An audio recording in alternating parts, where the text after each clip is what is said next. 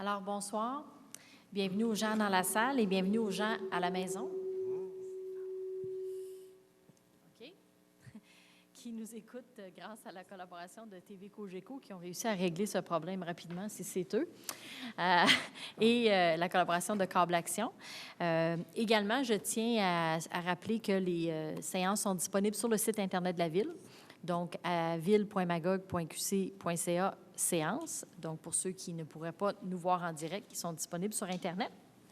J'en profite pour saluer l'équipe de TV Cogeco qui sont fidèles au poste avec nous à chaque semaine parce qu'ils ont fait le lancement de leur programmation la semaine dernière. Et il y a une belle programmation pour vous cet automne. Puis certaines émissions, vous allez avoir la chance de voir des gens ici autour de la table dans certaines émissions.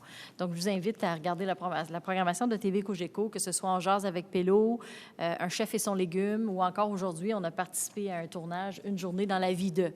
Donc, vous allez avoir une automne remplie. Donc, merci à l'équipe de TV Cogeco. Je vous rappelle que les élus présentent les résolutions de façon sommaire. Si vous voulez le détail des résolutions, il faut se fier aux procès-verbaux. Les procès-verbaux sont disponibles ici à l'arrière de la salle et sur le site Internet de la Ville de Magog, une fois adoptés, bien entendu. Donc, sans plus tarder, on pourrait procéder à l'adoption de l'ordre du jour proposé par la conseillère Denise Poulin-Marcotte. Je propose que l'ordre du jour de la présente séance soit approuvé avec les modifications suivantes. Retrait des points 8.3, 8.4 et 8.5 et l'ajout des points suivants aux affaires nouvelles 11.1, demande d'appui pour un service de taxibus, 11.2, adoption de la politique de tolérance zéro, 11.3, réembauche de la coordonnatrice rue principale et 11.4, variation budgétaire. Appui par le conseiller Jean-Guy Gingras. Je l'appuie. Merci. Est-ce qu'il y a des questions portant sur l'ordre du jour? Ça va? Donc, on serait rendu au point 3. Au point 3, c'est le dépôt du rapport financier. En fait, c'est le dépôt du rapport de la mairesse sur la situation financière. Pour ceux qui suivent les séances depuis quelques années, vous vous souvenez de ce rapport que je dois vous lire intégralement ou presque. C'est la loi des cités et villes qui l'oblige. Alors, je vous demanderai d'être patient parce que j'ai quelques pages. Puis, je vous rappelle que le rapport porte donc sur l'année financière 2014. C'est loin déjà. En jetant les bases de ce qui s'en vient, en nous donnant une idée de ce qui s'en vient quand on va terminer 2015, puis les orientations 2016, mais essentiellement, c'est le portrait de 2014. D'ailleurs, ça fait partie des choses que l'Union des municipalités du Québec a expliquées au gouvernement dans le cadre du rapport Perrault pour dire que ça, c'est une reddition de comptes un peu ridicule parce qu'on fait déjà nos rapports financiers publics, sont publiés dans le journal, il faut revenir. Puis au moment où on en parle, on est rendu dans l'adoption du budget de l'année suivante. Donc, je vous demande un peu de patience, je vais faire la lecture. Donc, chères citoyennes, chers citoyens, conformément à l'article 474.1 de la Loi des cités et villes, j'ai, en ma qualité de mairesse, la responsabilité de diffuser un rapport de la situation financière de notre ville avant l'adoption du budget 2016. C'est donc le moment de prendre un certain recul et de dresser un bilan de la situation financière actuelle. En conformité avec la loi, voici donc les principaux points que j'aborderai dans ce rapport. Premièrement, le rapport financier 2014 consolidé. Ensuite, les investissements en immobilisation réalisés en 2014. Je vais vous parler aussi de l'exercice financier 2015, de la rémunération versée aux élus en 2015 et des orientations majeures qui guident actuellement les travaux qu'on fait pour le budget de 2016. Donc, tout d'abord, concernant le rapport consolidé 2014. Le rapport financier consolidé de la Ville de Magog pour l'exercice financier qui s'est terminé au 31 décembre 2014 a été déposé officiellement en séance publique le 19 mai 2015. Lors de cette séance, une présentation des principaux éléments du dit rapport a été effectuée, laquelle a ensuite été publiée dans le Journal de Magog. Oui, à l'époque, c'était le Journal de Magog. L'auditeur indépendant, soit la firme Raymond Chabot Grant Thornton, a alors fait une présentation de son rapport sur les états financiers, lesquels comportaient la mention suivante. À notre avis, les états financiers consolidés donnent, dans tous leurs aspects significatifs, une image fidèle de la situation financière de la Ville de Magog et de l'organisme qui est sous son contrôle au 31 décembre 2014, ainsi que des résultats de leurs activités, de la variation de leurs actifs financiers nets, de leurs dettes nettes et de leur flux de trésorerie pour l'exercice terminé à cette date, conformément aux normes comptables canadiennes pour le secteur public. Les versions intégrales du rapport financier consolidé, du rapport de l'auditeur indépendant et de la présentation publique peuvent être consultées en ligne sur le site Internet de la Ville de Magog dans la section « Finances et taxation ». Je désire toutefois rappeler que l'excédent accumulé consolidé s'est accru de 20 000 à la fin de l'année 2014. Ici, quand on parle de l'excédent accumulé consolidé, on parle de la valeur de la municipalité. Donc, ce n'est pas de l'argent, c'est la valeur de la municipalité. Donc, en 2013, avec les actifs non financiers, on avait une valeur, un excédent accumulé, une valeur de 124 686 382 et en 2014, de 124 706 388, donc une augmentation de 20 000 Les passifs comprennent les comptes à payer, les revenus reportés, la dette à long terme et les avantages sociaux futurs. Puis comme je l'expliquais, les actifs non financiers, bien, ça peut être l'immobilisation, les propriétés destinées à la revente, les stocks, etc. Les investissements en immobilisation réalisés en 2014. En 2014, la Ville a investi en immobilisation pour 10 957 330 $. En gros, il y a dans les infrastructures 8 135 124, dans le réseau d'électricité 202 000, dans les bâtiments 893 600, dans les véhicules 942 100, dans l'ameublement et équipement 83 200, machinerie, et outillage et équipement 690 600, terrain 10 590, donc pour 10 957 et 330. Maintenant, l'exercice financier 2015. À quelques mois de la fin de l'année 2015, l'analyse préliminaire des données financières nous permet d'entrevoir un excédent budgétaire de plus ou moins 2 millions de dollars, principalement en raison des revenus imprévus et ou supérieurs aux prévisions. Donc, comme on l'explique à chaque année, là, si la Ville a une croissance puis qu'elle a plus de nouvelles constructions que prévues ou de valeur, ça fait augmenter les revenus. En ce qui a trait aux investissements en immobilisation et en infrastructure, la majorité des travaux prévus au programme 2015 sont en cours de réalisation. La rémunération versée aux élus pour 2015. À titre de mairesse, je recevrai pour 2015 une rémunération de 70 661 $, plus une allocation de dépenses de 15 976 $. Chaque conseiller recevra une rémunération de 21 198 $ et une allocation de dépenses de 10 599 $. La Ville de Magog dispose de 2 sièges au conseil d'administration de la Régie de police Manfred-Magog, lesquels sont occupés par 2 conseillers. Une rémunération de 162,37 $ est versée à chacun d'eux pour chaque séance à laquelle ils assistent. Aussi, à titre de... Excusez-moi, je vais prendre une gorgée parce que je ne me rendrai pas à la fin. Bon. À titre de préfet suppléant de la MRC Manfred-Magog, j'ai droit à une rémunération mensuelle de 540,40 $, plus une allocation de dépenses de 270,60 $. En tant que membre du conseil d'administration de la MRC, je reçois donc un traitement de 146,71 $ pour chaque assemblée ordinaire, 201,05 $ pour chaque réunion du conseil d'administration et du comité administratif, 130,42 $ pour chaque réunion des autres comités auxquels je participe, une indemnité égale à 50 % du montant à titre d'allocation de dépenses. Si vous n'avez pas retenu les montants, faites-vous-en pas, ça va être publié dans le journal. Donc, orientation du budget 2015. L'ensemble de l'organisation municipale travaille actuellement à l'élaboration du budget 2016. C'est l'orientation du budget 2016, qui devrait être adopté le 7 décembre prochain. Cette année encore, les élus poursuivent l'objectif de présenter un budget équilibré, tenant compte des ressources humaines, financières et matérielles dont nous disposons et de la capacité de payer des Magogoises et des Magogois. 3 importants défis se sont imposés dans l'élaboration du budget de l'année 2016. Il y a quelque chose qui ne marche pas là-dedans. Je pense qu'il y a une erreur. C'est marqué 2015, mais c'est 2016. Dans un premier temps, celui de prévoir l'entretien et la réfection des infrastructures vieillissantes, telles que les conduites des eaux usées, dont les coûts ne cessent d'augmenter. Le deuxième défi est de continuer à réaliser des investissements suffisants pour augmenter notre capacité à attirer des nouveaux résidents, des entreprises et des visiteurs et, par conséquent, assurer le développement économique et social de la Ville de Magog. Enfin, nous devons également composer avec des compressions budgétaires imposées par le gouvernement provincial. Non, c'est vraiment 2015 parce que c'est les compressions qui étaient effectuées juste avant. Vous vous souvenez, l'année passée, c'est mêlant. Je suis déjà rendue en 2016, puis je vous parle de 2014-2015. Vous vous souvenez, l'année passée, juste avant l'adoption du budget, on avait eu des compressions budgétaires. Donc, on a dû, en 2015, faire face à ces défis-là. La Ville s'est toutefois donné un cadre de travail strict. L'application de la politique de gestion de la dette adoptée en 2013, l'engagement d'investir au moins 6 millions par année dans les infrastructures, la continuité dans les méthodes de priorisation de projets opérationnels et stratégiques, la création et le maintien de fonds dédiés et, comme on vous l'explique souvent, la réduction de la dépendance au surplus d'Hydro-Magog. Nous croyons sincèrement que toutes ces mesures prises pour l'élaboration du budget et le suivi que nous en assurons tout au cours de l'année nous permettent de développer notre ville dans la direction souhaitée par les Magogoises et Magogois, tout en exerçant une gestion et un contrôle budgétaire exemplaires.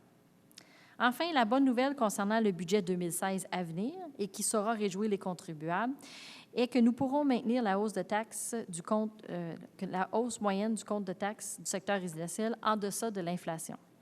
Toutefois, puisqu'un nouveau rôle d'évaluation entrera en vigueur le 1er janvier 2016, et oui, on est rendu au nouveau rôle, la hausse ne sera pas nécessairement uniforme d'une propriété à l'autre et les taxes de certaines propriétés pourraient même être diminuées. En conclusion, nous pouvons affirmer que la Ville de Magog jouit d'une situation financière saine et qu'aucun effort n'est ménagé pour continuer d'améliorer l'efficacité de la gestion des opérations et de la dette.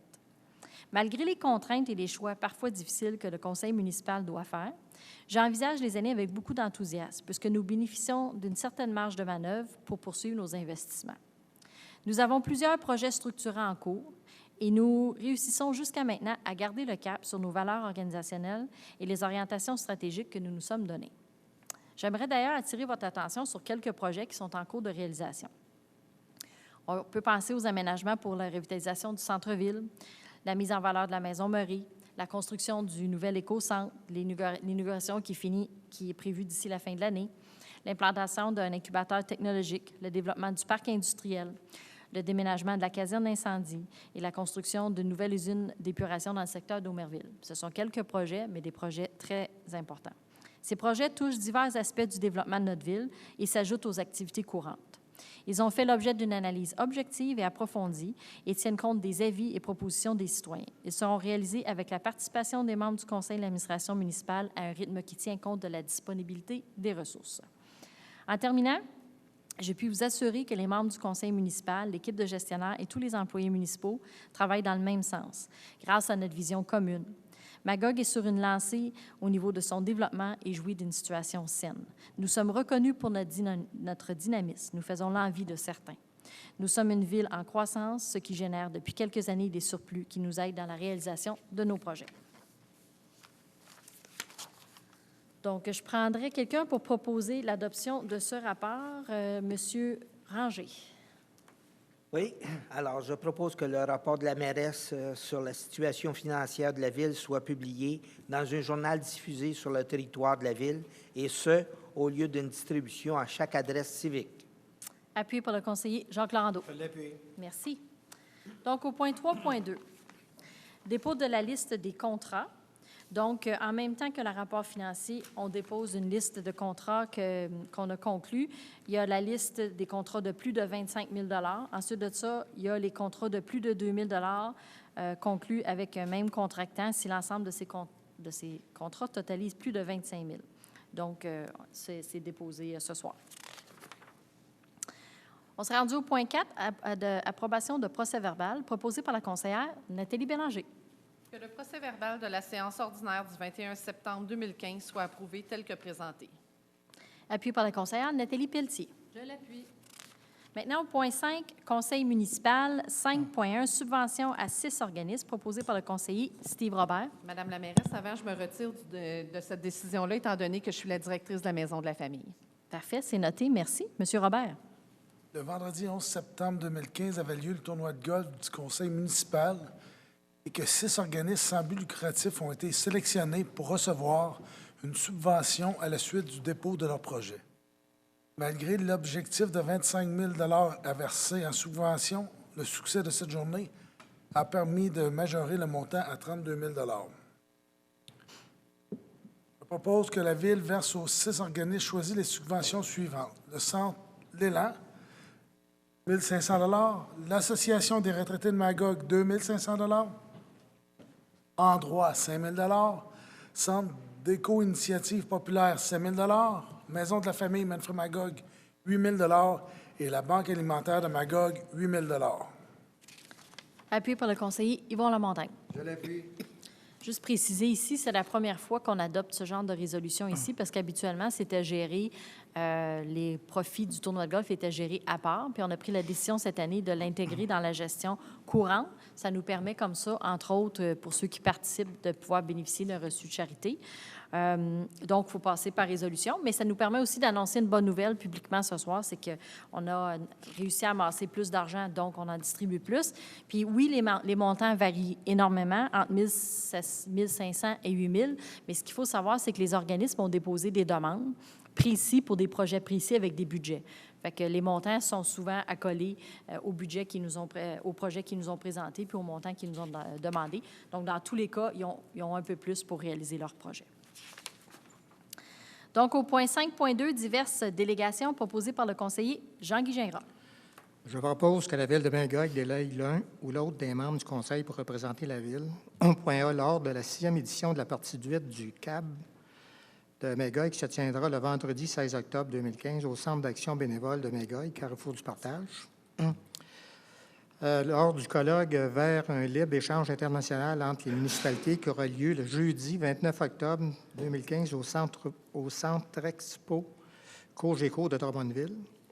Puis lors du voyage en train Bromont-Sherbrooke qui aura lieu le 14 octobre 2015 dans le cadre du projet d'étude de faisabilité pour un train de passagers de l'Estrie organisé par la compagnie Train Hôtel exploité par M. François Rebello au coût de 500 $. Appuyé par le conseiller Robert Anger. Je l'appuie. Maintenant, au point 6, direction générale, 6.1, vente d'un terrain dans le parc industriel, proposé par le conseiller Jacques Laurando. Je propose que la Ville de Magog vende à 9327-2565 Québec Inc.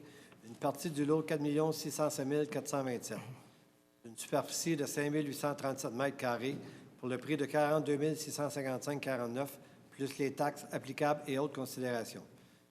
La vente est faite à des fins industrielles, para-industrielles ou de recherche aux conditions indiquées dans la promesse signée le 30 septembre 2015 par 9327-2565 Québec Inc. Appuyé par la conseillère Nathalie Bélanger. Je l'appuie.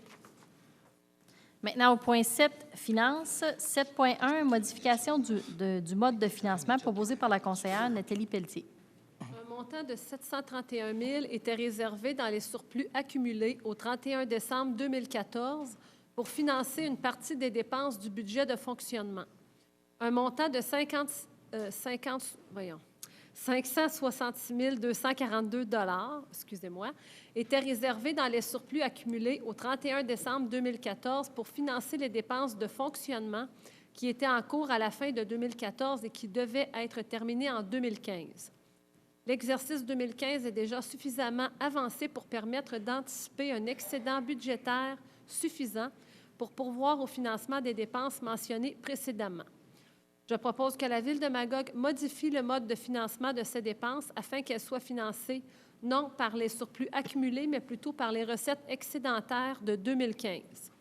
Appuyé par le conseiller Steve Robert. Je l'appuie. Maintenant, au 7.2, poste de ravitaillement essence et diesel, proposé par le conseiller Yvon Lamontagne. La Ville a, par avis public, obtenu des prix pour le poste de ravitaillement d'essence et de diesel, entendu que les soumissions ouvertes sont les suivantes. Pétrosol Incorporé, 207 400 $. Construction Morival Limité, 300 000 $. Le prix soumis dépasse largement le prix estimé par la Ville. La Ville ne s'était pas engagée à accepter la plus basse ni aucune des soumissions reçues.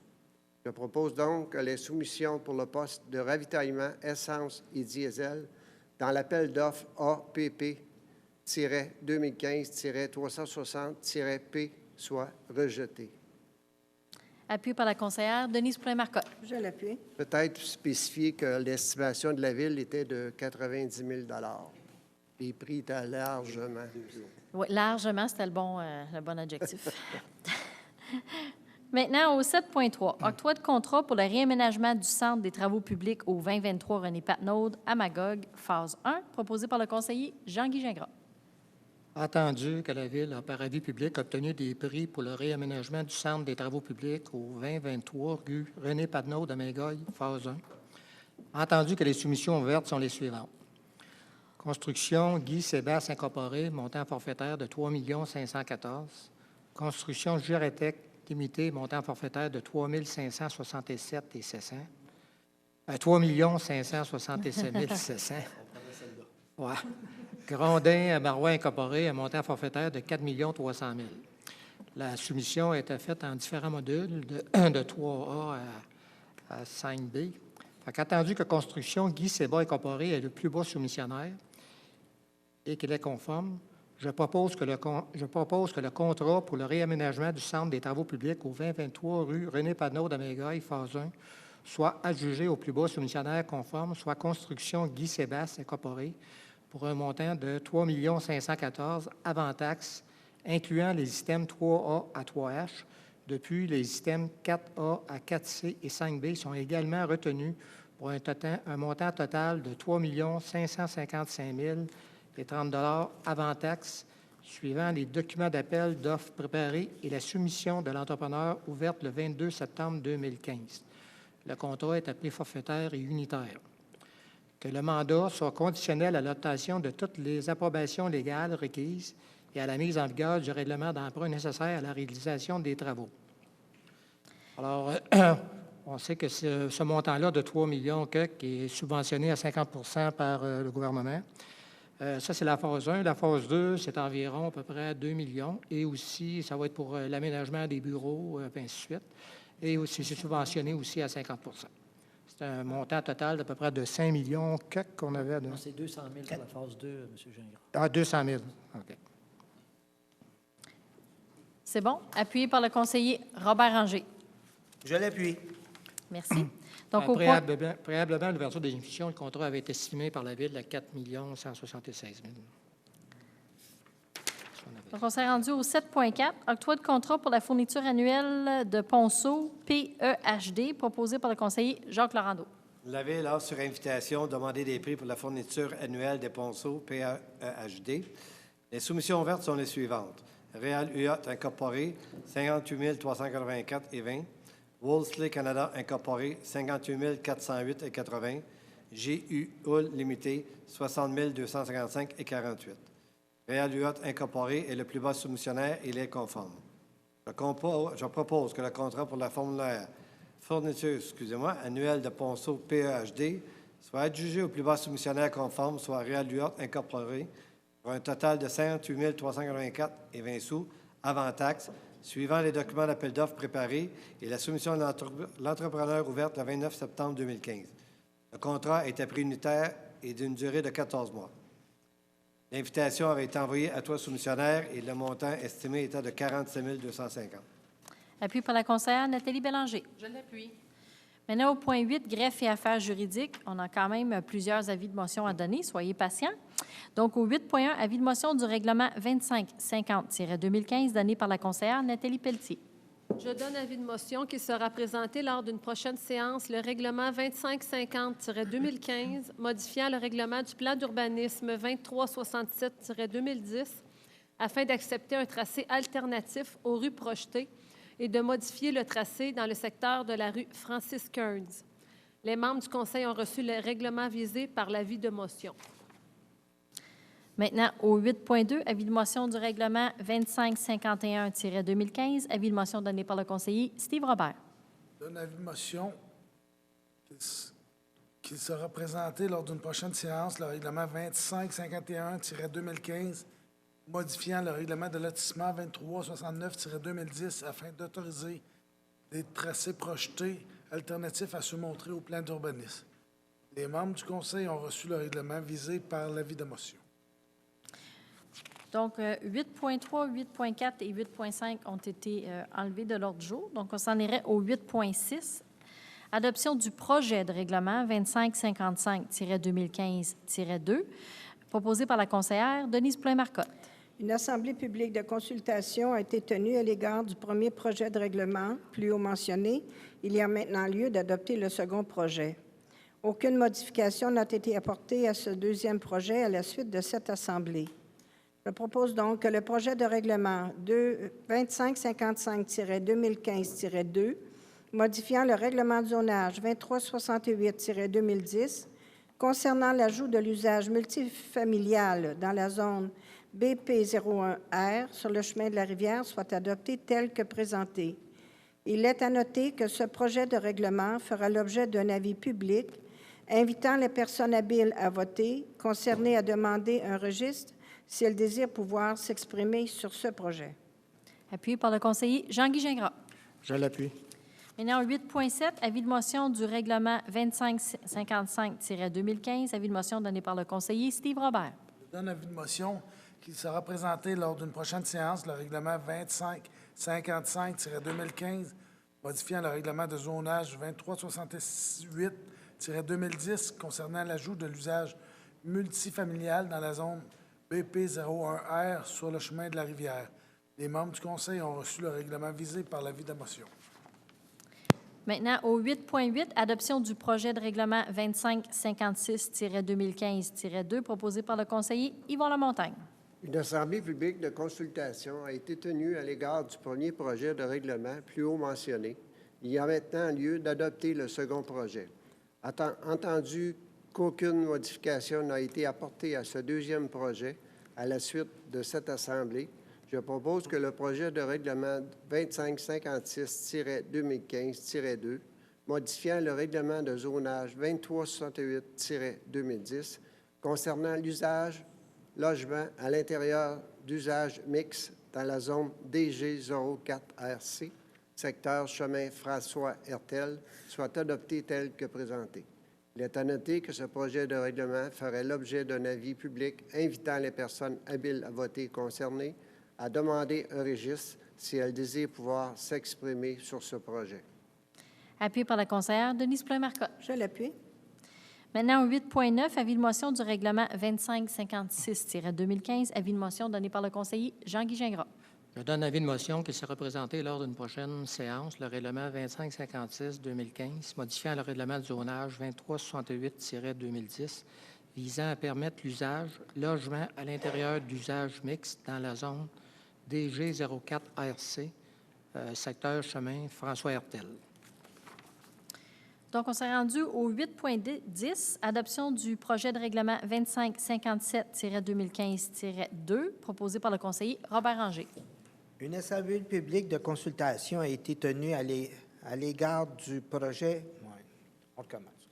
Une assemblée publique de consultation a été tenue à l'égard du premier projet de règlement plus haut mentionné. Il y a maintenant lieu d'adopter le second projet. Aucune modification n'a été apportée à ce deuxième projet à la suite de cette assemblée. Je propose que le projet de règlement 2557-2015-2, modifiant le règlement de zonage 2368-2010, concernant l'augmentation des superficies maximales permises pour la restauration et les services professionnels, l'ajout des activités sportives ou récréatives intérieures et le retrait du nombre d'étages maximal dans la zone EH25C sur la rue principale ouest soit adopté tel que présenté. Il est à noter que ce projet de règlement fera l'objet d'un avis public invitant les personnes habiles à voter concernées à demander un registre si elles désirent pouvoir s'exprimer sur ce projet. Monsieur Gingras, juste avant l'adoption, peut-être vouliez-vous retirer? Oui, je désire me retirer parce que je suis propriétaire d'une bâtisse juste en face. Fait que je retire du vote. Donc, il fait partie des zones habiles à voter. Donc, appuyé par le conseiller Jacques Laurando. Je l'appuie. Madame la mairesse, si je vais demander le vote, s'il vous plaît, je vous dirai le pourquoi tantôt. D'accord. Donc, le vote est demandé. Je fais un tour de table. Monsieur Robert? J'appuie. Monsieur Lamontagne? Je suis pour. Madame Poulin-Marcotte? Contre, puis c'est juste pour une partie, Madame la mairesse, le retrait du nombre d'étages, parce que c'est un beau projet. Je suis contente que ça se fasse, mais c'est le retrait du nombre d'étages. Parfait. Monsieur Ranger? Je suis pour. Monsieur Laurendeau? Pour. Madame Bélanger? Pour. Madame Pelletier? Pour, puisque le 15 mètres est maintenu. Donc, c'est adopté à la majorité des voix. Donc, vous aurez compris ici qu'on parle de l'îlot Tourigny. Donc, on serait rendu au 8.11. Fait que ceux qui ne savaient pas que M. Gingras habite dans ce secteur-là, maintenant, ils savent où il reste. Maintenant, au 8.11, avis de motion du règlement 2555-2015, avis de motion donné par la conseillère Nathalie Bélanger. Je donne avis de motion qu'il sera présenté lors d'une prochaine séance le règlement 2557-2015, modifiant le règlement de zonage 2368-2010 concernant l'augmentation des superficies maximales permises pour la restauration et les services professionnels, l'ajout des activités sportives ou récréatives intérieures et le retrait du nombre d'étages maximal dans la zone EH25C sur la rue principale ouest. Les membres du Conseil ont reçu le règlement visé par l'avis de motion. Donc, au 8.12, adoption du projet de règlement 2558-2015-2, proposé par la conseillère Nathalie Pelletier. Une assemblée publique de consultation a été tenue à l'égard du premier projet de règlement plus haut mentionné. Il y a maintenant lieu d'adopter le second projet. Aucune modification n'a été apportée à ce deuxième projet à la suite de cette assemblée. Je propose que le projet de règlement 2558-2015-2, modifiant le règlement de zonage 2368-2010 concernant l'ajout de l'usage activités sportives ou récréatives intérieures et salles de réception dans la zone BM02CT sur la rue Sherbrooke soit adopté tel que présenté. Il est à noter que ce projet de règlement fera l'objet d'un avis public invitant les personnes habiles à voter concernées à demander un registre si elles désirent pouvoir s'exprimer sur ce projet. Appuyé par le conseiller Steve Robert. Je l'appuie. Maintenant, au 8.13, avis de motion du règlement 2558-2015, donné par la conseillère Denise Poulin-Marcotte.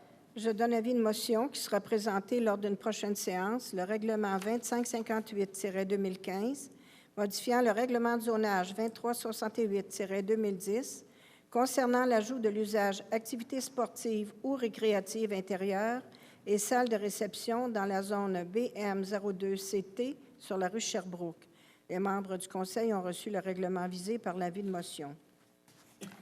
Maintenant, au 8.14, avis de motion du règlement 2559-2015, avis de motion donné par le conseiller Jacques Laurendeau. Je donne avis de motion qu'il sera présenté lors d'une prochaine séance, le règlement 2559-2015, modifiant le règlement du plan d'urbanisme 2367-2010 afin d'agrandir l'aire commerciale à caractère régional aux dépens de l'aire publique institutionnelle dans le secteur de la rue Saint-Jude.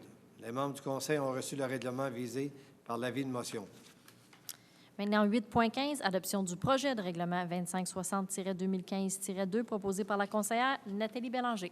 Une assemblée publique de consultation a été tenue à l'égard du premier projet de règlement plus haut mentionné. Il y a maintenant lieu d'adopter le second projet. Aucune modification n'a été apportée à ce deuxième projet à la suite de cette assemblée. Je propose donc que le projet de règlement 2560-2015-2, modifiant le règlement de zonage 2368-2010, afin d'agrandir la zone commerciale BL08C à même la zone publique BL11P dans le secteur de la rue Saint-Jude, soit adopté tel que présenté. Il est à noter que ce projet de règlement fera l'objet d'un avis public invitant les personnes habiles à voter concernées à demander un registre si elles désirent pouvoir s'exprimer sur ce projet. Appuyé par la conseillère Nathalie Pelletier. Je l'appuie. Maintenant, au 8.16, avis de motion du règlement 2560-2015, donné par le conseiller Steve Robert. Je donne avis de motion qu'il sera présenté lors d'une prochaine séance, le règlement 2560-2015, modifiant le règlement de zonage 2368-2010 afin d'agrandir la zone commerciale B108C à même la zone publique BI11P dans le secteur de la rue Saint-Jude. Les membres du Conseil ont reçu le règlement visé par l'avis de motion. Maintenant, au 8.17, adoption du projet de règlement 2561-2015-2, proposé par le conseiller Yvon Lamontagne. Une assemblée publique de consultation a été tenue à l'égard du premier projet de règlement plus haut mentionné. Il y a maintenant lieu d'adopter le second projet. Attendu qu'aucune modification n'a été apportée à ce deuxième projet à la suite de cette assemblée, Je propose donc que le projet de règlement 2561-2015-2, modifiant le règlement de zonage 2368-2010 concernant l'ajout d'usages commerciaux de nature récréative et éducative dans la zone DF01C dans le secteur des Quatre-Fourches soit adopté tel que présenté. Il est à noter que ce projet de règlement fera objet d'un avis public invitant les personnes habiles à voter concernées à demander un registre si elles désirent pouvoir s'exprimer sur ce projet. Appuyé par la conseillère Denise Poulin-Marcotte. Je l'appuie. Maintenant, au 8.18, avis de motion du règlement 2561-2015, avis de motion donné par le conseiller Jean-Guy Gingras. Je donne avis de motion qu'il sera présenté lors d'une prochaine séance, le règlement 2561-2015, modifiant le règlement de zonage 2368-2010, concernant l'ajout d'usages commercial de nature récréative et éducatif dans la zone DF01C dans le secteur des Quatre-Fourches. Les membres du Conseil ont reçu le règlement visé par l'avis de motion. Pour ceux qui nous écoutent pour la première fois, vous devez avoir l'impression qu'on se répète beaucoup. Effectivement, on se répète beaucoup. C'est une autre des affaires qu'on reproche au gouvernement dans cette loi. Mais il faut donner, vous savez, on a eu une assemblée publique de consultation la semaine dernière où on a présenté tous ces projets de règlement-là. Il faut donner un avis de motion, il faut adopter le projet de règlement, il faut aller en affichage. Après ça, il faut attendre un délai s'il y a des gens qui veulent se prononcer. Après ça, on va adopter le règlement. Fait qu'on va vous revenir en plus avec tout ce que vous avez entendu 2 fois, à soir au moins une autre fois. Je trouvais ça important de vous le dire parce que c'est ça. Ça fait partie des choses qu'on dit au gouvernement, entre autres dans le rapport Perrou, qui pourraient être allégées un petit peu. Donc, au 8.15, adoption du projet de règlement 2562-2015-2, proposé par le conseiller Robert Ranger. Bien, l'autre fois, la voilà. Une assemblée publique de consultation a été tenue à l'égard du premier projet de règlement plus haut mentionné. Il y a maintenant lieu d'adopter le second projet. Aucune modification n'a été apportée à ce deuxième projet à la suite de cette assemblée. Je propose que le projet de règlement 2562-2015-2, modifiant le règlement de zonage 2368-2010 concernant le retrait des usages de restauration rapide et de vente d'essence et de produits connexes dans la zone DF01C, DF02C, DF03C dans le secteur des Quatre-Fourches soit adopté tel que présenté. Il est à noter que ce projet de règlement ferait l'objet d'un avis public invitant les personnes habiles à voter concernées à demander un registre si elles désirent pouvoir s'exprimer sur ce projet. Appuyé par le conseiller Jacques Laurando. L'appui. Maintenant, un dernier, au 8.20, avis de motion du règlement 2562-2015, avis de motion donné par la conseillère Nathalie Pelletier. Je donne avis de motion qui sera présenté lors d'une prochaine séance, le règlement 2562-2015, modifiant le règlement de zonage 2368-2010 concernant le retrait des usages de restauration rapide et de vente d'essence et de produits connexes dans les zones DF01C, 02C, 03C dans le secteur des Quatre-Fourches. Les membres du Conseil ont reçu le règlement visé par l'avis de motion. Donc, au 8.21, acceptation d'une promesse proposée par la conseillère Denise Poulin-Marcotte. Je propose que la promesse de cession d'une servitude contre une partie du lot 2 822 751 d'une superficie approximative de 160 mètres carrés sur la rue Bernard, signée par M. Claude Leduc, soit acceptée aux conditions de cette promesse. La servitude est acquise à des fins de construction d'un fossé de drainage et l'installation d'une canalisation exutoire. Appuyé par le conseiller Jean-Guy Gingras. Je l'appuie. Maintenant, au 8.22, signature d'un acte notarié proposé par le conseiller Jacques Laurando. Je propose que la mairesse ou la personne occupant le poste de maire suppléant et la greffière ou la greffière adjointe soient autorisées à signer pour et au nom de la Ville l'acte d'annulation de servitude entre la société en commandite Magog et la Ville de Magog concernant les lots 4 650 634 et 2 822 877. Appuyé par la conseillère Nathalie Bélanger. Je l'appuie. Maintenant, au point 9, environnement et aménagement du territoire. 9.1, demande d'approbation de PIIA, proposée par la conseillère Nathalie Pelletier. Le Comité consultatif d'urbanisme a analysé divers plans à l'égard desquels s'applique un règlement de plan d'implantation et d'intégration architecturale, PIIA. Je propose que les plans d'implantation et d'intégration architecturale suivants soient approuvés aux conditions recommandées par le CCU, incluant, s'il y a lieu, l'obligation de fournir une garantie financière. Adresse des travaux, 2 et 4 Saint-Patrice-Est, permis de construire. 2074 François Hertel, permis de construire. Et 355-100, principal ouest, certificat d'autorisation. Appuyé par le conseiller Steve Robert. Je l'appuie.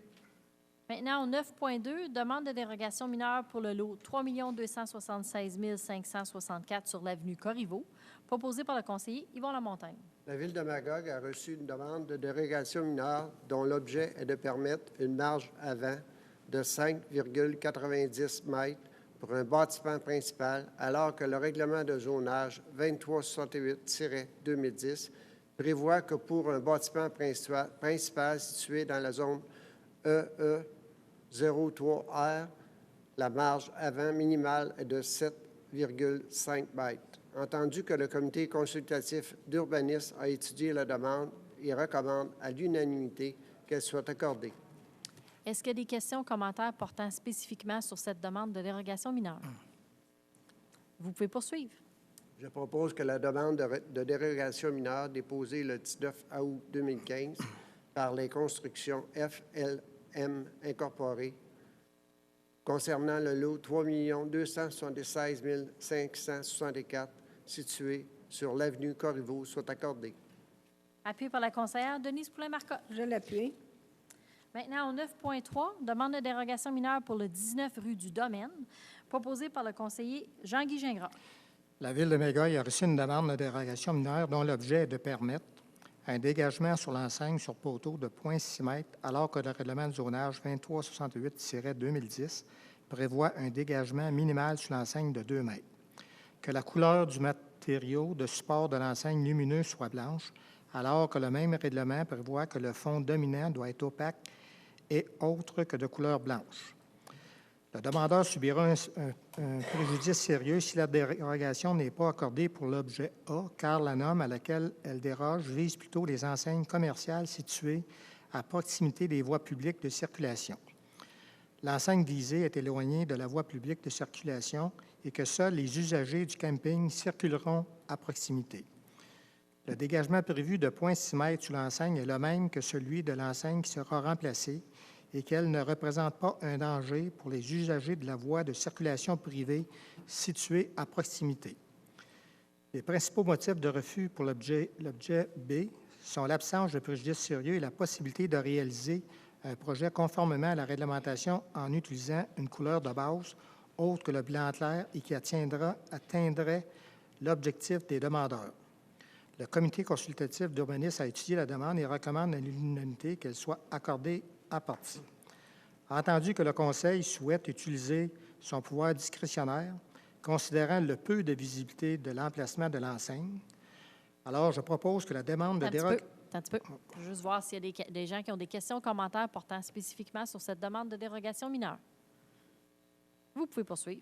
Alors, je propose que la demande de dérogation mineure déposée le 21 août 2015 pour Packbridge Lifestyle Community Incorporée concernant le lot 3 691 051 situé au 19 rue du Domaine soit accordée. Appuyé par le conseiller Robert Ranger. Je l'appuie. Maintenant, au 9.4, demande de dérogation mineure pour les 803 et 817 rue Principale-Ouest, proposée par le conseiller Jacques Laurando. La Ville de Magog est dans l'attente des plans finaux. Je propose que la prise en considération de la demande de dérogation mineure par la Ville de Magog soit reportée à la séance ordinaire du 19 octobre 2015. Appuyé par la conseillère Nathalie Bélanger. Je l'appuie. Maintenant, au 9.5, demande de dérogation mineure pour le 2381 rue Principale-Ouest, proposée par le conseiller Steve Robert. La Ville de Magog a reçu une demande de dérogation mineure dont l'objet est de permettre une enseigne de type logo à plat d'une superficie de 15,50 mètres carrés, alors que le même règlement prévoit pour une enseigne de type logo à plat sur un bâtiment une superficie maximale autorisée de 2 mètres carrés. Le comité consultatif d'urbanisme a étudié la demande et recommande à l'unanimité qu'elle soit accordée. Est-ce qu'il y a des questions, commentaires portant spécifiquement sur cette demande de dérogation mineure? Moi, je voudrais juste vous dire que ça peut paraître beaucoup, 15,50 mètres versus 2 mètres carrés. Mais ce qu'il faut savoir, c'est que le logo est intégré à même le mur. C'est un design, finalement, dans le mur. Fait que c'est ça qui donne une impression grandiose. Mais dans le fond, c'est pour le avril. Fait que vous irez voir que l'impact visuel est minime. Vous pouvez poursuivre. Je propose que la demande de dérogation mineure déposée le 2 septembre 2015 pour 9307-0423 Québec Inc. concernant le lot 5 577 702 situé au 2381 à 2389 rue Principale Ouest soit accordée. Appuyé par le conseiller Yvon Lamontagne. Je l'appuie. Maintenant, au 9.6, demande de dérogation mineure pour le 69 rue Robert, proposé par la conseillère Denise Poulain-Marcotte. La Ville de Magog a reçu une demande de dérogation mineure dont l'objet est de permettre a. L'agrandissement d'un bâtiment principal existant en maintenant une somme des marges latérales de 3,45 mètres, alors que le règlement de zonage 2368-2010 prévoit que pour un bâtiment principal dans la zone PI 01 RV, la somme des marges latérales minimales est de 5 mètres. B. Une modification pour un bâtiment principal situé à 13,43 mètres du lac, alors que le même règlement prévoit que pour un bâtiment principal, aucune modification n'est autorisée lorsque situé sur ou au-dessus de la rive applicable du 15 mètres. C. La modification d'un bâtiment principal en ajoutant 0 mètre de la rive applicable, alors que le même règlement prévoit que pour un bâtiment principal, la distance minimale entre un bâtiment et la ligne des hautes eaux d'un lac ou d'un cours d'eau est établie en ajoutant 5 mètres à la rive applicable. D. La modification d'une galerie située à 10,90 mètres du lac, alors que le même règlement prévoit que pour un bâtiment principal, aucune modification n'est autorisée lorsque situé sur ou au-dessus de la rive applicable du 15 mètres. Le Comité consultatif d'urbanisme a étudié la demande et recommande à l'unanimité qu'elle soit accordée. Est-ce qu'il y a des questions ou commentaires portant spécifiquement sur cette demande de dérogation mineure? Vous pouvez poursuivre. Je propose donc que la demande de dérogation mineure déposée le 1er août 2015 pour Mme Lynne Martin et M. Bernard Aubé concernant le lot 4 462 750 situé au 69 rue Robert soit accordée. Cette dérogation est accordée à certaines conditions pour atténuer son impact. Appui par le conseiller Jean-Guy Gingras. Je l'appuie. Maintenant, au 9.7, demande de dérogation mineure pour le 372 et 374 rue Saint-Alphonse-Sud, proposé par le conseiller Robert Anger. Oui, je vais être obligé de prendre l'ordinateur du voisin. Le mien ne fonctionne plus. La Ville de Magog a reçu une demande de dérogation mineure dont l'objet est de permettre a. 2 cases de stationnement résidentiel au nord avec une marge avant à 0 mètre, alors que le règlement de zonage 2368-2010 prévoit que pour une case de stationnement résidentiel, la marge avant minimale est de 1,5 mètre. B. 2 cases de stationnement résidentiel au sud avec une profondeur de 5,34 mètres, alors que le même règlement prévoit que pour une case de stationnement résidentiel, une profondeur de 5,50 mètres est exigée. C. Un mur de soutènement avec une marge avant à 0 mètre, alors que le même règlement prévoit que pour un mur de soutènement, la marge avant minimale est de 0,6 mètres. D. 2 cases de stationnement résidentiel au sud avec une marge avant à 0,47 mètres, alors que le même règlement prévoit que pour une case de stationnement résidentiel, la marge avant minimale est de 1,5 mètres. Le Comité consultatif d'urbanisme a étudié la demande et recommande à l'unanimité qu'elle soit accordée. Est-ce qu'il y a des questions ou commentaires portant spécifiquement sur cette demande de dérogation mineure? Vous pouvez poursuivre.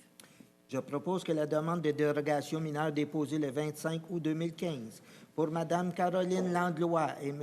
Billy Langlois concernant le lot 5 442 862 situé au 372-374 rue Saint-Alphonse-Sud soit acceptée. Cette dérogation est accordée à une condition pour atténuer son impact. Appuyé par le conseiller Jacques Laurando. Je l'appuie. Maintenant, au 9.8, signalisation et circulation, proposé par la conseillère Nathalie Bélanger. Que la Ville de Magog autorise la nouvelle signalisation suivante.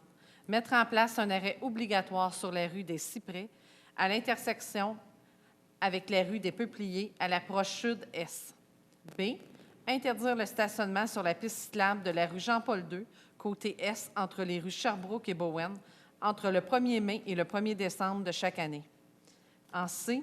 Interdire le stationnement sur l'avenue du Parc, côté nord, sur 62 mètres à partir de l'avenue de la Chapelle jusqu'à l'intersection des lots 3 277 477 et 3 276 792. Appuyé par la conseillère Nathalie Pelletier. Je l'appuie. Maintenant, au point 10, culture, sport et vie communautaire. 10.1, entente de développement culturel 2014-2017, culture du cœur, proposé par le conseiller Steve Robert. Que la mairesse ou la personne occupant le poste de maire suppléant ou la greffière ou la greffière adjointe soit autorisée à signer pour et au nom de la Ville un addenda à l'entente de développement culturel 2014-2017 avec le ministère de la Culture et des Communications du Québec au montant de 10 450 $, soit 5 225 $ du MCC et 5 225 $ de l'antenne Culture du Cœur Estrie. Cette entente concerne l'accompagnement et la consolidation des réseaux sociaux de culture du cœur sur le territoire de la Ville de Magog. Que Mme Denise Roy, chef de division Culture, Bibliothèque et Patrimoine, soit mandatée pour déposer la demande d'aide financière au ministère dans ce dossier et autorisée à signer une entente avec l'antenne Culture du cœur, Estrie, afin de déterminer les modalités de versement de cette aide financière. Appuyé par le conseiller Yvon Lamontagne. Je l'appuie. Pour ceux qui ne connaissent pas Culture du cœur, c'est une organisation qui existe depuis quelque temps, qui permet à des gens à faible revenu de voir des billets de spectacle et un accompagnement avec un intervenant social. Et nous, on est partenaires, donc, avec, entre autres, les activités qu'on fait dans notre semaine culturelle ou dans notre programmation culturelle, comme d'autres partenaires le sont, par exemple, le Vieux Clocher ou des théâtres, etc. Donc, on s'est rendu aux affaires nouvelles. 11.1, demande d'appui pour un service de taxibus proposé par la conseillère Denise Poulin-Marcotte. Le Comité de citoyens pour le transport collectif a déposé une pétition et demande aux municipalités d'implanter un service de taxibus. Un comité de travail présidé par le Transport des Alentours incorporé et incluant des citoyens du comité a été mis sur pied afin d'étudier les différents modèles de taxibus et de faire une recommandation aux municipalités.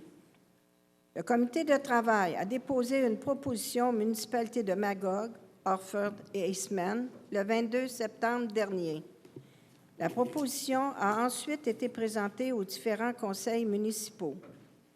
La proposition émet un certain nombre d'hypothèses afin de réduire les coûts aux municipalités.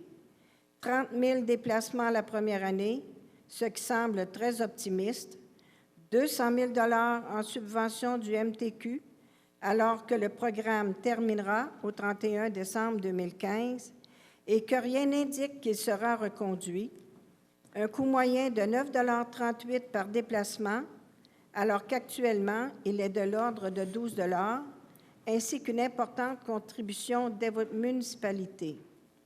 Le montant minimum de contribution pour la Ville de Magog est de 231 737 $ et pourrait atteindre 350 000 $, ce qui représenterait une augmentation de taxes de 1 sou du 100 $ d'évaluation, soit près de 25 $ pour une maison moyenne. Le contexte actuel ne permet pas l'ajout de services, mais davantage la consolidation de services. Il existe des solutions de transport collectif sur le territoire, soit la navette urbaine, mais également des places disponibles à même le service de transport adapté, sans oublier le covoiturage et que ces services sont encore méconnus. Je propose donc que la Ville de Magog n'aille pas de l'avant avec la proposition, étant donné les coûts et les risques financiers associés à la mise sur pied d'un service de taxibus et d'en informer le comité de travail ainsi que le comité de citoyens. Appuyé par le conseiller Jean-Guy Gingras. Je l'appuie. Maintenant, au 11.2, politique de tolérance zéro, proposé par le conseiller Robert Ranger. Je propose, tel que corrigé en date de ce jour, que le conseil municipal adopte la politique de tolérance zéro à l'égard de toute situation de violence, d'agressivité, d'intimidation, de cyber-intimidation, de menaces et d'autres abus de pouvoir préparés et modifiés par Jean-Nicolas Bergeron, directeur des ressources humaines, le 22 septembre 2015. Appuyé par le conseiller Jacques Laurando. Je l'appuie. Merci. Maintenant, au 11.3, réembauche de la coordonnatrice rue principale, proposé par le conseiller Robert Ranger. Oui. Le 21 février 2013, le conseil municipal embauche Mme Fanny Chapdelaine au poste contractuel de coordination rue principale pour une période maximale de 3 ans. La Commission des ressources humaines recommande de prolonger l'embauche de Mme Chapdelaine pour une période de 3 ans afin de finaliser la mise en place du plan directeur d'aménagement du centre-ville. Je propose que la Ville de Magog réembauche Mme Fanny Chapdelaine comme employée non syndiquée contractuelle pour une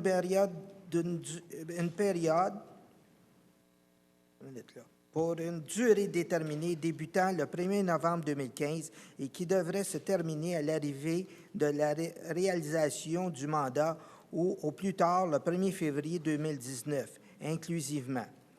Au poste de coordonnatrice rue principale à l'échelon 2 de la classe 4 et sa date de progression à l'échelon 3 sera le 4 février 2016 et par la suite annuellement conformément aux conditions du recueil des conditions de travail des employés cadres et non syndiqués.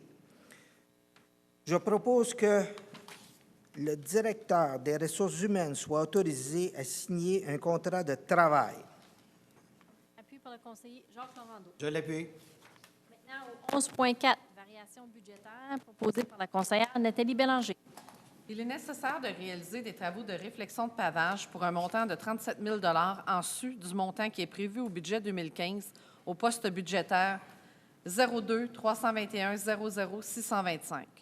Des économies de dépenses de plus de 35 000 sont prévues au poste budgétaire relatif aux intérêts sur la dette à long terme de la Ville de Magog. Je propose donc que la Ville de Magog procède au transfert de 35 000 du poste budgétaire 02 914 00 831, intérêts sur la dette à long terme, au poste budgétaire 02 321 00 625, dépenses de pavage dans le budget de dépenses de l'exercice 2015. Vous comprendrez que c'est un transfert, puis étant donné que c'est plus que 25 000 on doit l'emmener ici. Appuyé par la conseillère Nathalie Pelletier. Je l'appuie. Donc, on s'est rendu au dépôt de documents, Madame la greffière. Oui. Alors, ce soir, on procède à la liste, au dépôt de la liste des comptes payés du mois de septembre 2015 au montant de 7 305 558,27 $. Ensuite, il y a dépôt des rapports d'embauche du personnel temporaire, saisonnier et étudiant en date du 21 septembre 2015. Il y a le dépôt du certificat de correction numéro 58-2015 et finalement, le dépôt des statistiques de permis émis au 30 septembre 2015. Merci. Donc, on serait rendu à la période de questions. Je vous rappelle qu'on dispose d'une période maximale de 30 minutes. Je vous demande de vous identifier au micro pour faciliter la prise de notes et d'essayer d'être synthèse. Et si on est capable de vous répondre sur le champ, on le fera. Si on a besoin, on reviendra. Ou si vous avez besoin d'un suivi personnalisé, il y a des formulaires à compléter à l'arrière. Donc, la parole est à vous.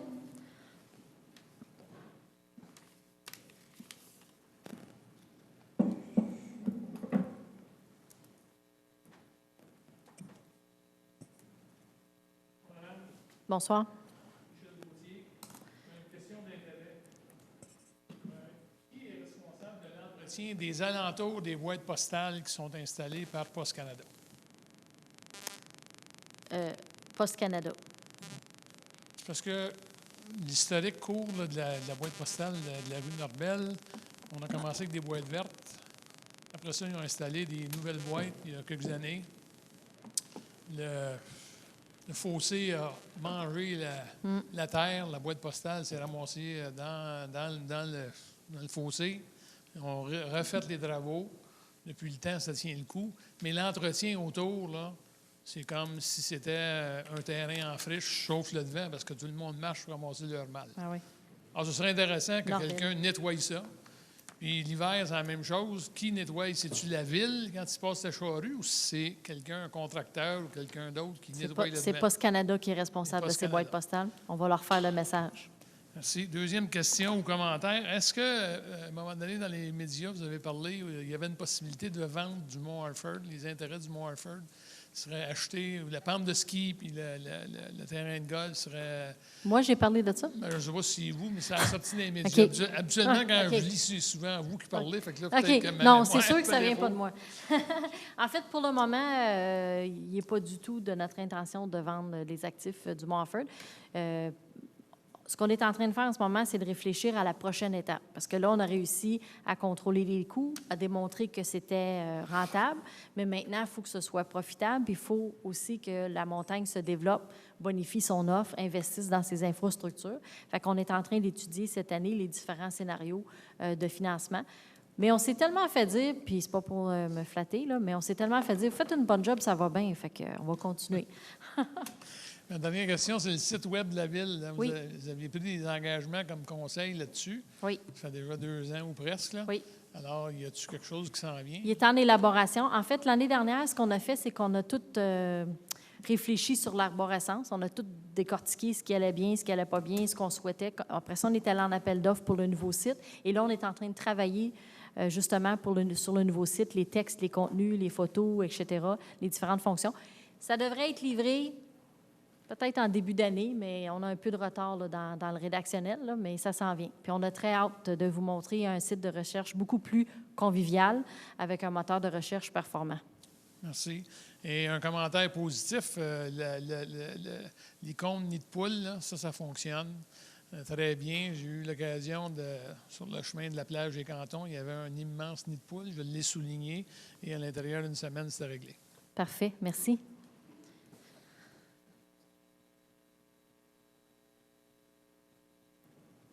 Bonsoir, Audet Gérald. Bonsoir. Dans le rapport de la mairesse, on parle de machinerie, outillage, équipement.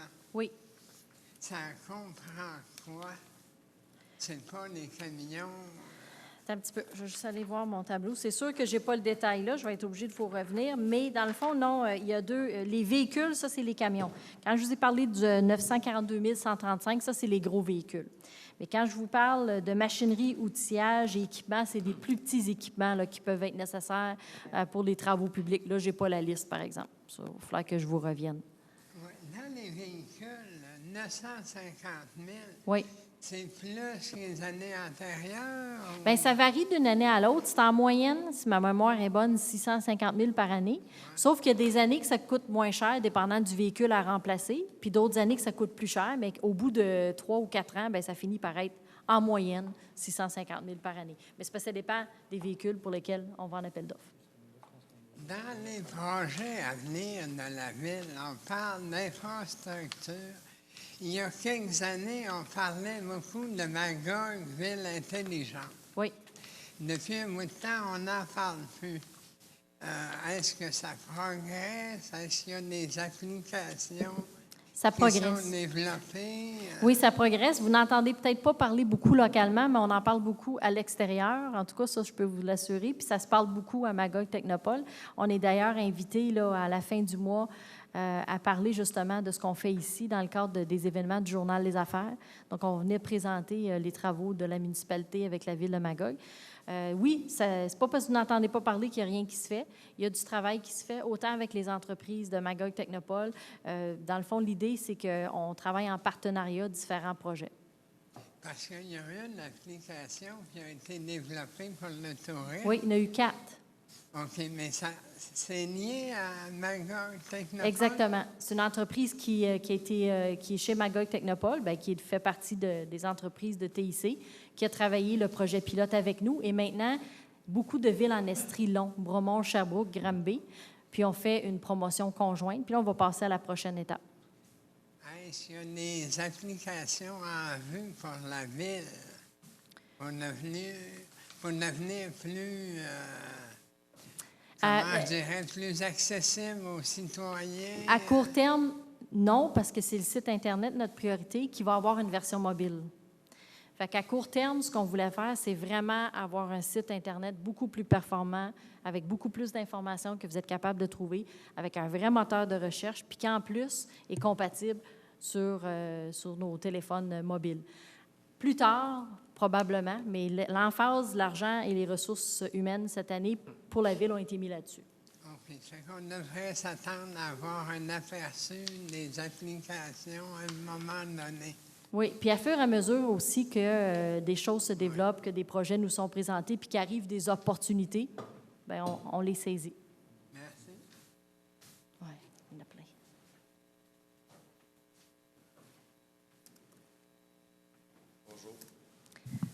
Bonjour, Madame M. la Boivin. mairesse, bonjour tout le monde. Une petite question vite, point de vue. Je pense que j'ai rencontré des conseillers cette semaine, M. Gingron, M. Ranger ou Mme la mairesse. En tout cas, il y en a parmi vous autres que je n'ai pas rencontrés. On parle d'affaires juridiques, avis de motion, règlement, avis de motion, règlement, avis de motion, règlement. Oui. Moi, ce que j'aimerais savoir, je pense que le sujet, tu sais où je m'en vais.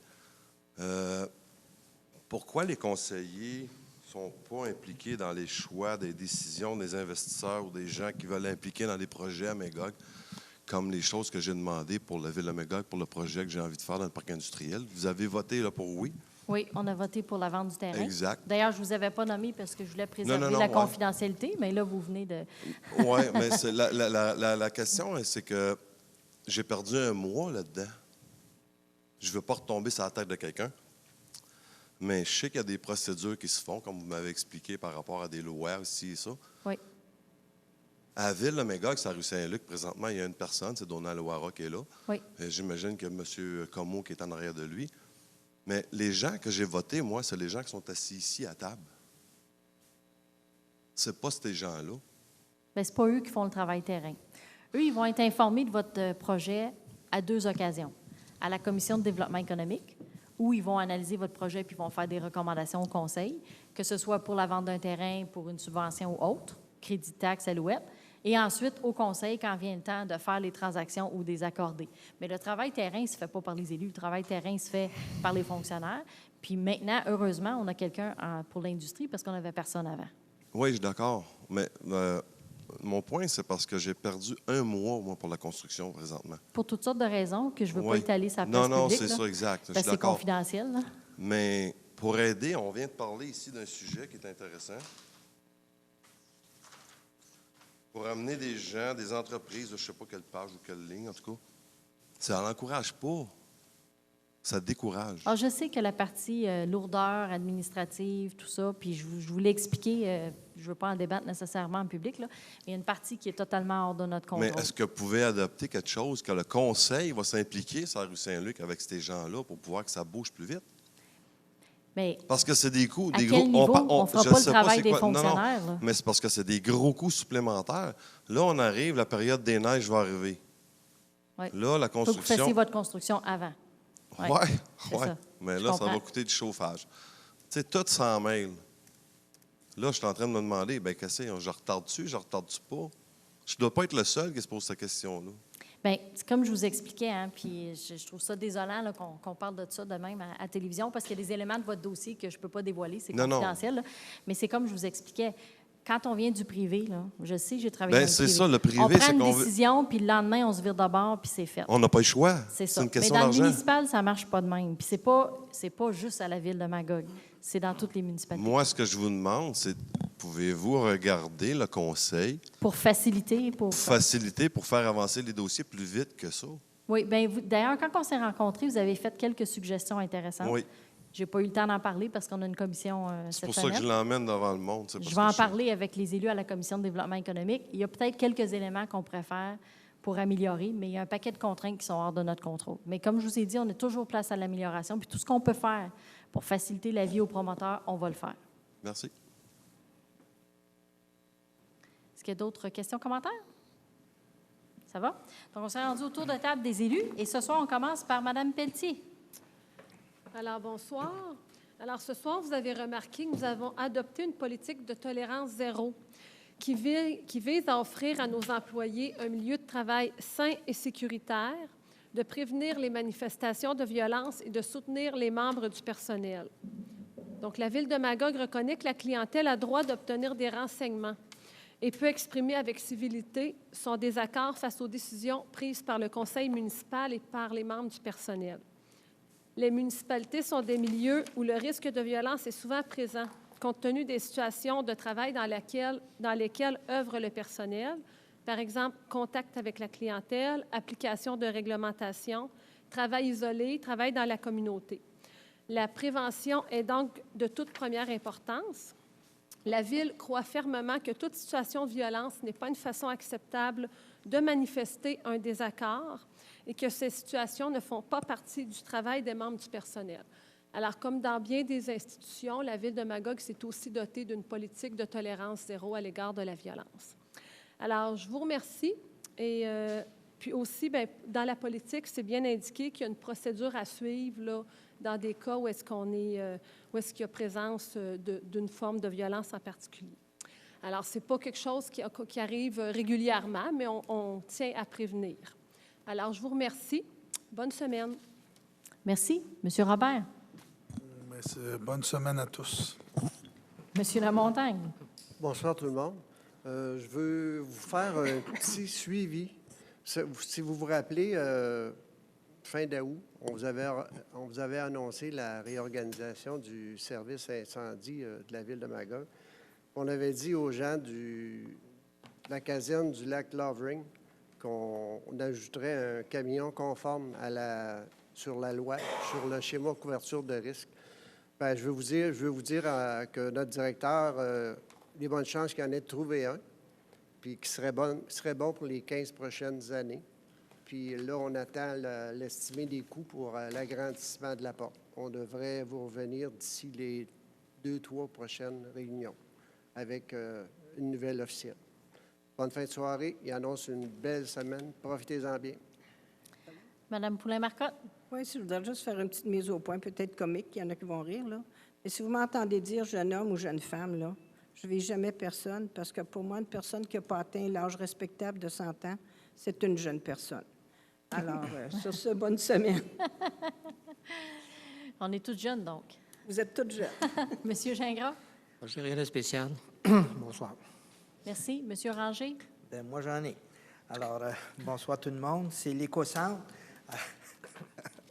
Alors, je suis fier d'avoir été à l'inauguration avec le président de la Commission environnement, M. Yvon Lamontagne, à l'inauguration de l'Écocentre qui va revitaliser, recycler, réutiliser et valoriser nos déchets. C'est très important dans un environnement comme le nôtre. On doit être fiers de ça. Puis moi, je dois féliciter Mme Élise Ménard, qui est la responsable du département de l'environnement, qui a fait un très gros travail là-dedans. Fait qu'encore une fois, merci à notre président et merci à la Ville, à tout le monde, parce que là, on va avoir quelque chose de majeur dans la région ici. Fait que pour l'environnement, là, c'est nécessaire d'avoir des pensées pour le futur, pour avoir un environnement sain. Fait que là, on bouge beaucoup ici à Magog, puis on devrait être très, très fiers de ça. C'est tout. Alors, partez pas en peur, hein, c'est pas l'inauguration, là, c'est la pelletée de terre. C'est ça. Alors, allez pas porter vos déchets tout de suite, c'est pas ouvert. Pour moi, c'est à l'inauguration de la pelletée de terre, là, tu sais, là. D'ailleurs, TV Cogeco a diffusé de super belles images. Là. Vous nous voyez marcher sur le chantier. Donc, on espère ouvrir juste à temps pour Noël. Ça va être votre cadeau de Noël. Monsieur Laurando. Bonsoir. J'aimerais rappeler aux citoyens de mon secteur que c'est demain soir, à 7 h, qu'aura lieu la soirée de consultation concernant la circulation sur la rue Tupper. Les citoyens ont reçu des lettres au cours des dernières semaines. Ça dit on vous attend à grand nombre, l'auditorium des Tisserands au sol de la bibliothèque, demain soir, 7 h. Merci. Bonne fin de soirée. Merci. Madame Bélanger. Rien de particulier cette semaine. Bonne semaine. Merci. Donc, moi, j'aurais 2 petits points ce soir. Le premier, vous avez sûrement entendu parler d'un mouvement là, qui commence à prendre forme là, au niveau de l'Estrie, un mouvement qui est assez présent dans les médias sociaux, mais aussi dans les médias traditionnels, pour de l'essence moins chère en Estrie. Il y a des députés des conseils municipaux qui commencent à prendre position parce qu'effectivement, on se rend compte quand on se promène un peu sur le territoire qu'il y a quelque chose qui se passe au niveau de l'essence chez nous là, qui fait que c'est injuste. Et il y a un mouvement de pression là-dessus. Donc, on a entendu, entre autres, le maire d'Estingus, on a entendu la Ville de Sherbrooke qui devrait prendre position, on a entendu la députée Mme Vallière. Donc, dans ce mouvement-là, on ne prend pas position officiellement ce soir parce qu'on vient d'être saisi du dossier, mais déjà, on était prêts, nous les élus, à dire publiquement qu'on appuie ce mouvement-là. Puis si on peut prêter main forte aux élus de la région pour faire de la pression pour qu'il se passe quelque chose, bien, on va le faire. Ça, c'est la première chose. La deuxième chose, puis je vais faire ça brièvement, mais je trouvais ça important. Moi, je vais vous parler d'achat local, d'octroi de contrat. Pourquoi je vais vous parler de ça? Parce que, curieusement, durant la dernière semaine, il y a au moins 3 personnes différentes qui m'ont dit « Vicky, comment ça se fait que c'est un contracteur de l'extérieur qui fait les travaux sur le chemin Soutière? » Puis là, je me suis dit, bien, ceux qui sont dans la salle avec nous savent comment ça fonctionne, les octrois de contrat, mais je pense que ça mériterait quand même que je réexplique un petit peu. L'autre chose, c'est que j'ai été interpellée dans un dossier, un fournisseur local qui était venu ici puis qui s'était plaint parce qu'il n'avait pas été invité à soumissionner, puis on lui a répondu que c'était un appel d'offres public. Fait que là, j'ai dit, tiens, je vais prendre juste quelques minutes là, pour vous expliquer comment ça fonctionne. Parce qu'effectivement, c'est un contracteur d'extérieur qui fait les travaux sur chemin Soutière, puis c'est des millions de dollars. Puis oui, on peut trouver ça dommage parce qu'on aimerait beaucoup, l'ensemble des membres du conseil, favoriser l'achat local. Ça, c'est clair. Mais la loi ne nous le permet pas. Fait que là, ça me permettait au moins ce soir de faire la mise au point là-dessus puis de rappeler un peu aux gens comment ça fonctionne. Pour les mandats, les fournisseurs, en bas de 25 000 on peut négocier de gré à gré. On demande des prix. On a tout un département qui spécialise l'approvisionnement pour essayer d'avoir le meilleur prix pour négocier. Mais à partir du moment 25 000 et plus, il faut aller en appel d'offres sur invitation, au moins 2. Puis 100 000 et plus, il faut aller en appel d'offres public. À partir du moment qu'on est en appel d'offres, il n'y en a plus d'outils de négociation. Alors, pour vous dire, puis il y en a pas, et on ne peut pas mettre un pointage. Je me suis fait poser la question aujourd'hui, est-ce que vous pourriez mettre un pointage de plus si c'est un commerçant, un fournisseur local?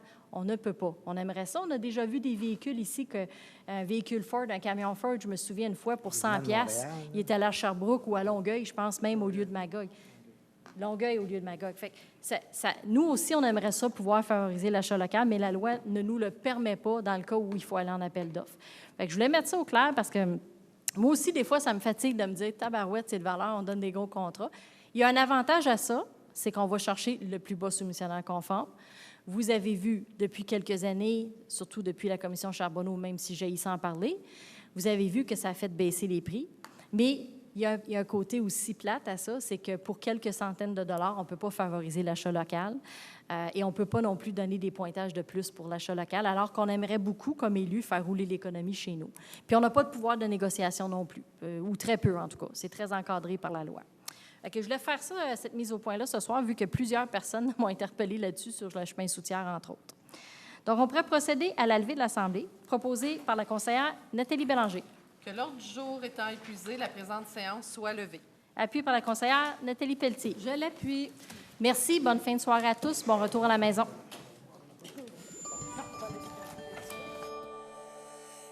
Télécogeco, un service exclusif aux clients de Cogeco.